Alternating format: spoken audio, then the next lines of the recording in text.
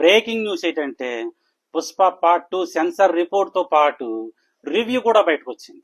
ఆ 5 సీన్లు ఏంటనేది ప్రస్తుతానికి అయితే మనకు తెలియదు, కానీ సినిమా రిలీజ్ అయిన తర్వాత డిలేటెడ్ సీన్స్ అని చెప్పేసి వదులుతారు, అప్పుడు చూడాలి ఆ సీన్లు ఏంటనేది.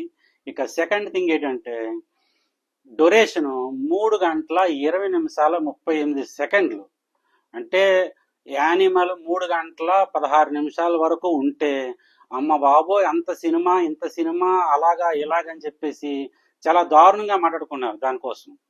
ఆ తర్వాత సినిమా హిట్ అయ్యి బ్లాక్ బాస్టర్ అయిపోయిన తర్వాత సినిమా కంటిన్యూగా చూడడం మొదలు పెట్టారు.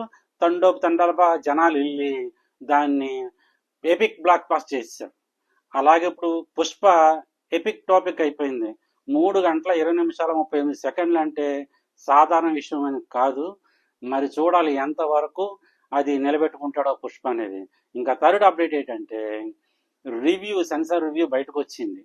ఆ రివ్యూలో ఏం చెప్పారంటే యాక్షన్ సీన్స్ తో పాటు స్టోరీ డ్రామా చాలా ఎక్కువగా ఉందంట, ఎక్సలెంట్ గా ఉందంట. ఫ్యామిలీ ఎమోషన్ స్టోరీ చాలా ఎక్కువగా ఉందని చెప్పి రిపోర్ట్ ఇచ్చారు. అంటే సుకుమార్ గారు ఎలా ట్రీట్ చేసి ఉంటారంటే ఫ్యామిలీ ఎమోషన్స్ అంటే హీరోయిన్ చనిపోవడము లేకపోతే హీరో అరెస్ట్ అవ్వడము, మరి పుష్ప ఎంతవరకు జనాలను థియేటర్కి రాబట్టగలుగుతాడు, ఎంతవరకు హోల్డ్ చేయగలుగుతాడు, ఏ విధమైన బ్లాక్ బాస్టర్ ప్రజలకు ఇవ్వబోతున్నాడు అనేది మనం వేచి చూడాల్సిందే. మరి ఇది ఇక్కడికి నా రివ్యూ నచ్చినట్టయితే దయచేసి ప్లీజ్